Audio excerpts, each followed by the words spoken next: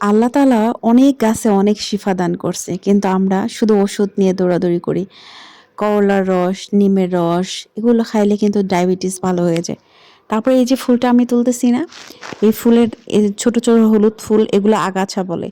এই ফুলগুলা বাইটা যদি আপনি খান, আপনার জন্ডিসের সমস্যার সমাধান হবে ইনশাআল্লাহ। গ্রামের বাড়িতে আগে দেখতাম জামা টুপরে বা ওড়নার টুপরে করে টোকানো শাক নিয়ে তারপরে হাঁটাহাঁটি করতো। শাক কিন্তু সেই মজা লাগে, টোকানো শাকের স্বাদই আলাদা। আরও যদি ভর্তা করা যায়, আমার কাছে বেশি করে পেঁয়াজ দিয়ে টোকানো শাকের ভর্তা খুব ভালো লাগে। যাই হোক, আমি বাইরে নামলেই দেখি যে আল্লাহর এত সুন্দর সুন্দর নিয়ামত, যে এত সুন্দর সুন্দর নিয়ামতের শুকরিয়া করে আলহামদুলিল্লাহ পারা যায় না। আমি সারাদিন কারো কাজ কিন্তু থেমে নেই, কারো কাজ বন্ধ নেই, কেউ বন্ধ রাখবো। আল্লাহর জন্য দুই মিনিট সময় কি বের করে 2 রাকাত নামাজ পড়ছেন, যে এই 2 রাকাত আমি একটু সময় পাইছি, আল্লাহকে একটু সময় দিয়ে আল্লাহর সাথে একটু কথা বলি। আপনি যত ব্যস্তই থাকেন, আপনি যদি ইচ্ছা করেন আপনি আল্লাহকে সময় দিতে পারেন, আপনি নামাজ পড়তে পারেন। 1 মিনিটে 1 রাকাত 2 রাকাত নামাজ পড়া যায়, আল্লাহর সাথে কথা বলতে পারেন। আর একটা কথা, নামাজের শেষে কিন্তু আমরা দোয়া করি, কিন্তু সলাত অর্থ হচ্ছে দোয়া। আপনি নামাজ অবস্থায়ও কিন্তু দোয়া করতে পারেন, পুরো নামাজটাই দোয়া। আপনার নামাজ শেষ, দোয়াও শেষ। তো আপনি নামাজের ভিতরেই দোয়া করতে পারেন। আল্লাহ আপনার অন্তরের খবর জানেন।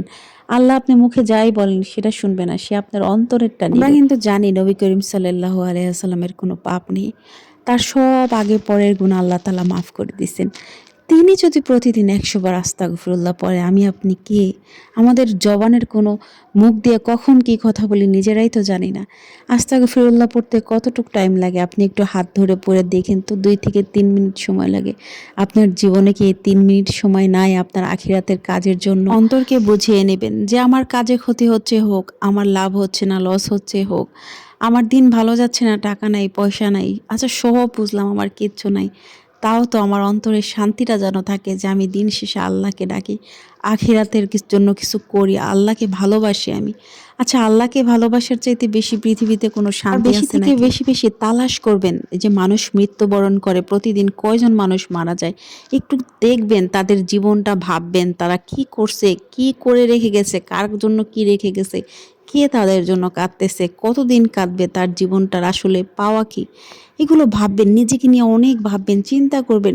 দিন শেষে নিজের কাজগুলোর হিসাব মিলাবেন যে আমার এই কাজের পরিণতি কি, আমার এর ভবিষ্যৎ কি, আর আমার সর্বশেষ গন্তব্যস্থানটা কোথায়। সব কিছু বাদে স্বার্থপরের মতো নিজের অন্তরকে বোঝায় নেবেন যে আমার দিন শেষে আল্লাহর জন্য সব কিছু, আর কিচ্ছু চাই না, আমার দুনিয়াবি কিচ্ছু চাই না। আমি জানি আল্লাহকে সময় দিই, মরে যাব তাও লা ইলাহা পড়ে যেন আমার মৃত্যু হয়, সব সময় আল্লাহকে জানি আমি ডাকতে পারি। মানে এই প্রতিজ্ঞা, এই এক প্রতিজ্ঞা করে মনকে গড়ে তুলবেন, তাহলে দেখবেন আপনার যাই হয়ে যাক, আপনি দেখবেন দিনের পথে আছেন, সত্যের পথে আছেন, সৎভাবে আছেন।